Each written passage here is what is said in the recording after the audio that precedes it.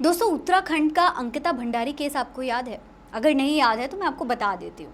दरअसल ये जो केस था, ये एक लड़की का केस था। एक छोटी शहर की लड़की जो बड़े शहर में जाती है बड़े सारे सपने लेकर के कि वो कुछ करेगी ज़िंदगी में, कुछ बड़ा बनेगी।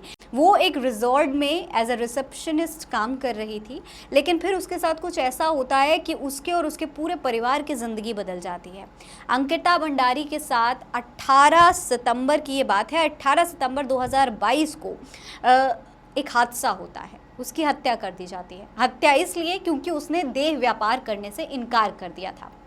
जी हाँ, अंकिता भंडारी ने देह व्यापार से इनकार कर दिया, जिसकी वजह से कुछ लोगों ने, करीब 4 लोगों ने मिलकर के उसकी हत्या कर दी। अच्छा, बड़ी बात यह है कि इस पूरे मामले का जो मुख्य आरोपी था वो एक भारतीय जनता पार्टी के नेता का बेटा था, जिसकी वजह से लगातार इस मामले को दबाने की कोशिश की जा रही थी।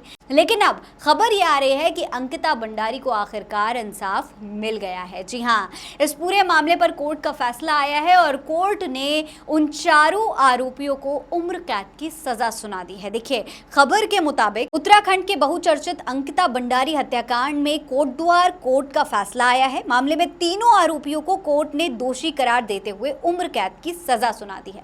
दोस्तों, आपको बता दें कि इस मामले में मुख्य साजिशकर्ता पुलकित आर्या पर लगाए गए जितने भी आरोप थे वो सब सही साबित हुए हैं।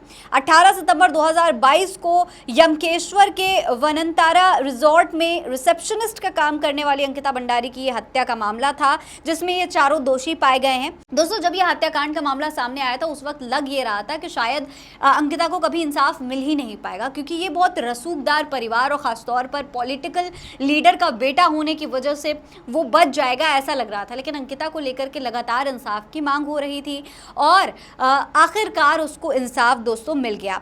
इस पूरे मामले में पुलकित आर्या को दोषी करार दिया गया है। दोस्तों, आपको बता दें कि अंकिता भंडारी को रिजॉर्ट से ले जाकर जिस तरीके से हत्या की गई और उसके शव को चीला नहर में फेंकने का काम किया गया, उसने आरोपियों के खिलाफ माहौल को और ज्यादा गर्म कर दिया था। दोस्तों, बड़ी बात यह दोस्तों कि जब एक लड़की इतने सारे सपने लेकर के जाती है तो उसके पास बहुत सारे चैलेंजेस सामने आते हैं। लेकिन जब इस तरीके के चैलेंजेस होंगे कि पॉलिटिकल पार्टीज़ के जो लीडर हैं उनके बच्चे, उनके बिगड़े औलादें, वो पॉलिटिकल पार्टीज़ जो अपने मंचों से खड़े होकर महिला सशक्तिकरण के दावे करती हैं, वो पॉलिटिकल पार्टीज़ जो महिलाओं की रक्षा की, बेटी बचाओ बेटी पढ़ाओ की बात करती हैं, जब उनके खुद के घर में इस तरीके के कुपूत पाले जाएंगे तो इन बेटियों के सपनों पर सवाल ज़रूर खड़ा हो जाएगा। ये बेटियां आखिर कैसे बाहर जाकर अपने सपनों को पूरा कर पाएंगी? ये पूरा मामला दोस्तों इस बहुत बड़े टॉपिक के इर्द गिर्द घूम रहा था कि आखिर ये उन लड़कियों के सपनों की बात है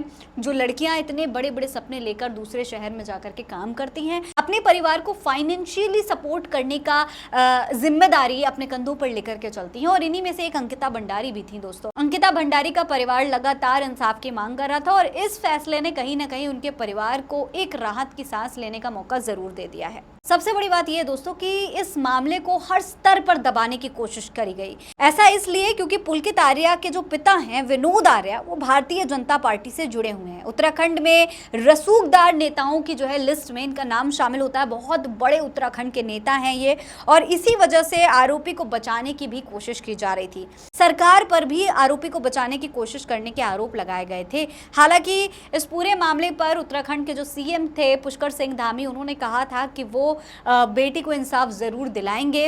अब उसको फिलहाल इंसाफ ज़रूर मिल गया है और बड़ी बात यह है कि अंकिता भंडारी के चारों आरोपियों को उम्र कैद की सज़ा हो गई है। इस एक फैसले ने कहीं ना कहीं जो न्यायपालिका है हमारी, उस पर एक बार फिर से विश्वास ज़रूर बढ़ा दिया है। इसके बारे में आप क्या कहेंगे? कमेंट बॉक्स में लिखकर हमें ज़रूर बताइएगा। जय हिंद, जय भारत।